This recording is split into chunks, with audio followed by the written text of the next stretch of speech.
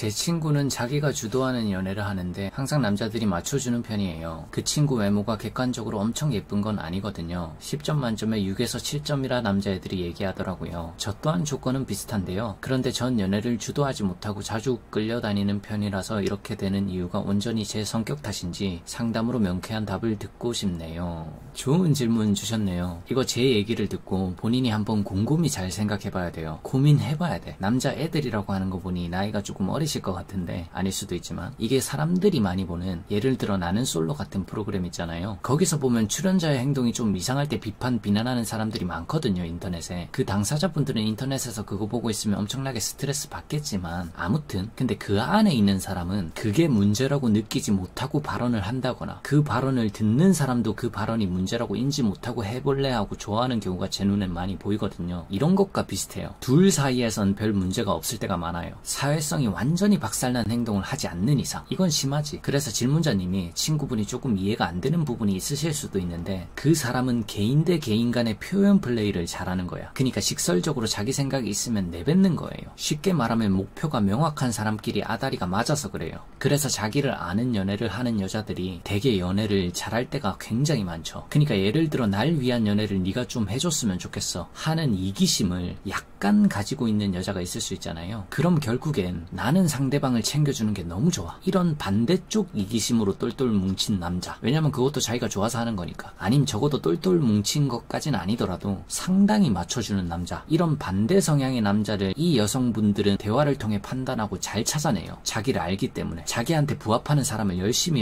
찾아. 연애 잘하는 사람들이 이 특성을 꼭 가지고 있어요. 그리고 어릴 때부터 잘해버려서 나이 먹을수록 숙련도가 더 좋아져. 그래서 자기 원하는 상에 부합 안 하면 결과가 어떻게 될지 자기 성격상 그런 사람 못 만날 걸 미리 아니까 미리 감정 제어를 잘하죠. 나쁜 남자한테 만약 내가 빠질 것 같다? 너무 매력이 많으면 빠질 수도 있는 거긴 한데 웬만하면 쟨 매력 있어도 나중에 내가 피봐. 손 놓자. 이게 원칙적으로 잘 된다는 거죠. 근데 보통은 연애에서 수동적으로 끌려다니는 사람들이 생각보다 꽤 많거든요. 남녀 다 그래. 예를 들어 말이라는 것도 그렇잖아요. 꾸준히 말을 많이 해야 언변이 더 좋아지고 자기 생각을 자신있게 내뱉을 때도 더 자연스럽잖아요. 그 말이. 이것처럼 연습이 필요한 건데 사람들이 반대로 생각하고 흘러가는 대로 냅둬. 즉 수동적인 연애로 시작해서 흘러가는 대로 사귀다가 문제가 생기면 좀 탈진해서 충격받고 연애를 더 안 하고 그때 딱 마침 바빠져가지고 일만 하게 되고 뭐 그러다가 또 새로운 누군가를 만났을 때 연애에 대한 자기 성찰과 고민이 부재되어 있으니까 또 일하면서 연애를 쉬게 되고 감을 더 잃어버리니까 다시 또 끌려다니고 수동적으로 연애 시작하면 또 검색해서 알아봐야 하고 상대 심리가 어렵고 톡 하나에 의미 부여 너무 하게 되고 막 이러다가 또 탈진을 해요. 이 루트는 너무 안 좋다는 거예요. 그러니까 남자들 중에서도 남자가 되게 다정다감하다고 할 때 그게 자의로 그런 경우가 아닌 것도 많거든요. 남자들이 자의 없이 많이 끌려다니거든 실제로. 그냥 상황이 여자를 자기가 먼저 좋아했고 여자한테 구애하다 보니까 맞추게 되고 자기 원래 성격은 그런 성격이 아닌데 오히려 자기 성격을 어느 정도 보여주면 더 매력적일 수 있음에도 불구하고 그 타이밍 다 놓치고 그러다 보니 눈이 굴러갈수록 눈덩이가 커지듯이 그냥 더 크게 계속 맞추고 결국 못 참겠고 너무 화나면 급발진 막 이런 패턴이 많거든요. 이건 수동적으로 끌려다니는 여자